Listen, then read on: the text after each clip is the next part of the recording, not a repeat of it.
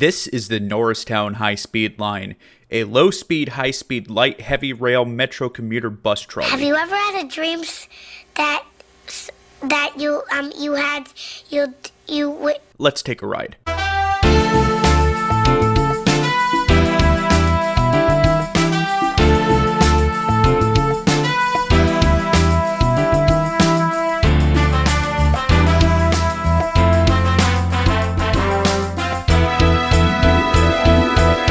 According to one Alan Fisher, the Norristown High-Speed Line is f***ing weird.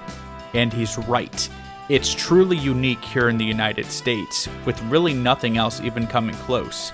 The Norristown High-Speed Line, which I will be abbreviating as the NHSL, is something called an interurban, which really isn't a thing in this country anymore. It used to be back in the streetcar era, but hey, streetcars used to be a thing back then too. Of course, Philadelphia, being one of the very few surviving streetcar cities in the US, still has an interurban. We'll get into more detail as to what an interurban is later. But for now, let's take a look at the trip and where it begins at the 69th Street Transportation Center.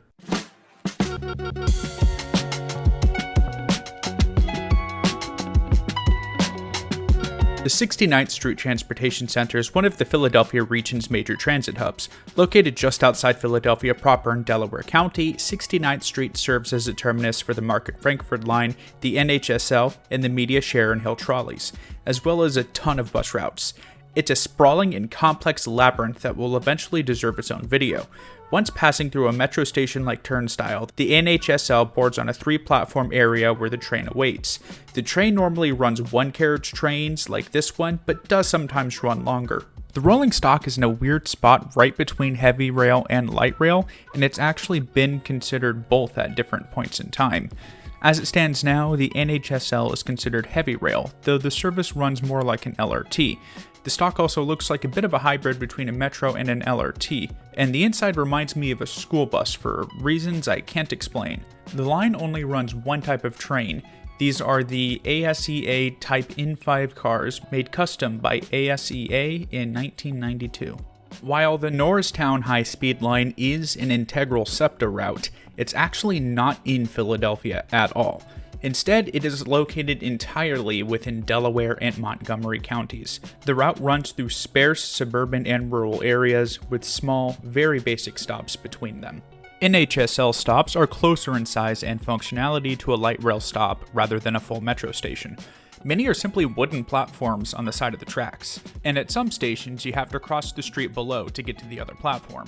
Only the terminus stations at 69th Street and Norristown Transportation Center are full stations, equipped with turnstiles instead of paying on board. While the NHSL commonly runs express and local services, at the time of recording and editing, it seems to only run the local service. The NHSL has several stops that see very little traffic. Because of this, the route utilizes a stop request system like a bus. While the train always stops at some stations, minor stations will require signaling the driver. If the train stopped at every station every time, it would slow service significantly, especially since many of these stops rarely have passengers. At the Norristown Transit Center and 69th Street, the NHSL uses turnstiles like in the Market-Frankford line, but for all the intermediate stops, there is onboard fare payment with this dumb contraption that people definitely drop their keycards in all the time. The Norristown High-Speed Line started life as the Pennsylvania and Western Railroad in 1907, and after shifting through various owners, became the Norristown High-Speed Line in 1970. The service had a mess of names throughout its life, almost all of which are in use today to some extent. The names include the P&W, the Norristown Trolley, the Norristown High-Speed Line, Route 100, the Purple Line, the M, and simply the Trolley, but never called the Norristown Line because that's the name of a SEPTA regional railroad. The NHSL's government name these days is the M, which is part of its rebranding campaign with SEPTA, but no one actually calls it that. That voice clip is from my friend 29 down the line who was with me during this trip. 29 is currently making transit content in Munich, where the train doors are manual and there's a train line that only operates on Saturdays. If that sounds like a fun video to watch, Sie sollten sich sein Video hier ansehen. Wenn Ihnen meine Videos gefallen, sind seine sehr ähnlich. Now it's time for me to decode why I can't describe this train without having a stroke. Here's my justification for calling this train a low-speed, high-speed, light heavy rail metro commuter bus trolley. Low-speed, high-speed. This train, despite its name, is not a high-speed rail service, as it caps out at about 89 kilometers an hour or 55 miles per hour. It even once ran as high as 70, but that still doesn't come close to the high-speed rail designation. Though at the time it was built, it was considered pretty high-speed compared to the surface trolleys. Now, why is it metro? Well, that's because it's treated like metro on most SEPTA transit maps. There's the Market-Frankfurt line, the Broad Street line, and the Norristown high-speed line. The system is also fully grade separated and electrified via a third rail, just like most metro systems and unlike most light rails. It's rare for mainline rail to have this kind of electrification, but it does exist on some routes of the Long Island Railroad and Metro North.